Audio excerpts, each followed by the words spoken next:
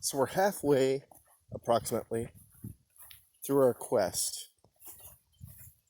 I'm doing a brass comparison for my 303 British.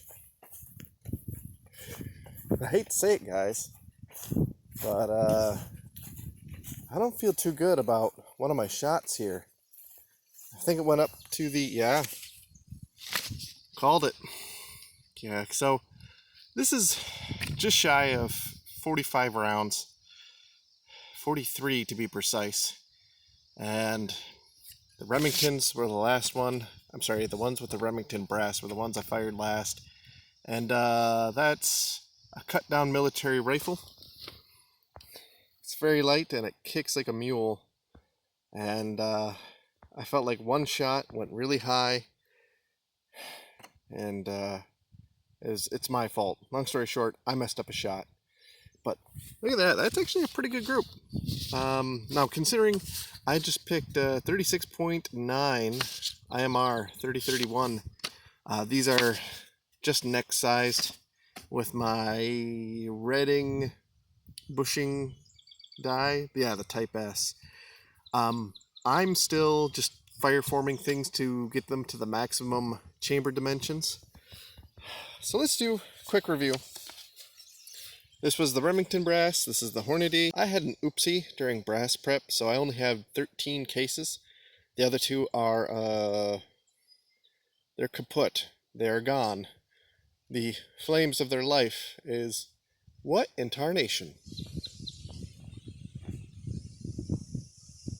Is that a...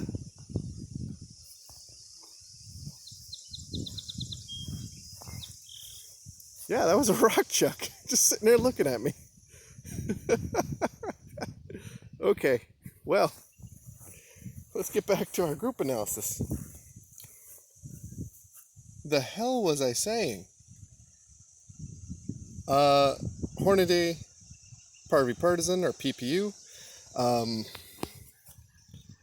So over here, this isn't bad. And I'm not doing anything special for marksmanship skills, right? I'm just shooting at 50 yards. I'm using a front rest bag. I'm just having fun. And here you go. It's a 3-inch group at 50 yards. That's nothing to write home about. I'm not really too worried about making teeny tiny groups though. Yes, it's nice to see something with consistency, but this is all comparative anyway.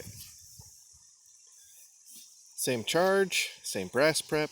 This is the Hornady brass, and it definitely opens up, has some borderline diagonal stringing there, so that's not good. I usually at this point I would blame myself and be like, oh, maybe I'm having issues focusing on the front sight. It is bright and sunny out and it's near the end of the day, so the light is shining in my eyes. It happens, but and then we go down here where it's still a little bit more horizontal. I think I'm doing pretty good, with the exception, again, that one called shot up there. So now, here's the thing though, it's tricky doing brass comparison because we know that these all have different dimensions, right? The Hornady measured the best in terms of like weight, with the exception of like a couple outliers.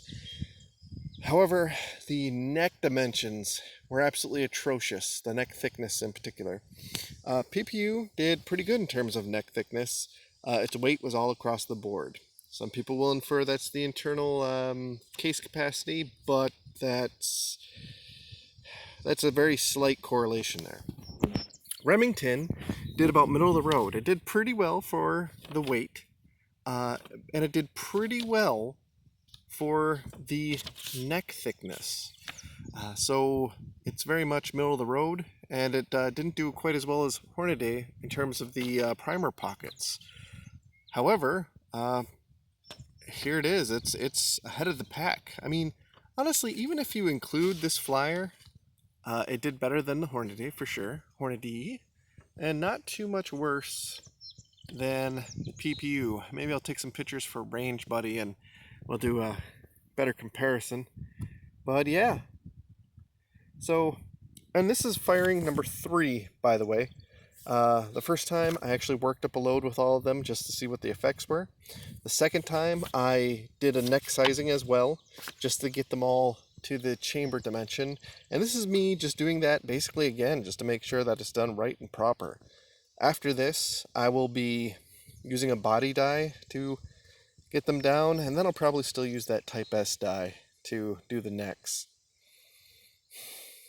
But now, one thing I almost went on a tangent about before that rock chuck, or whatever the heck that was, threw me off, is that this isn't saying like, oh, okay, well, the difference was this one had the worst neck measurements, so that's what's causing this. No, this is also has the thinnest neck thickness, so it could be that maybe I had to throw more powder in there and it'd be just as accurate as the other two.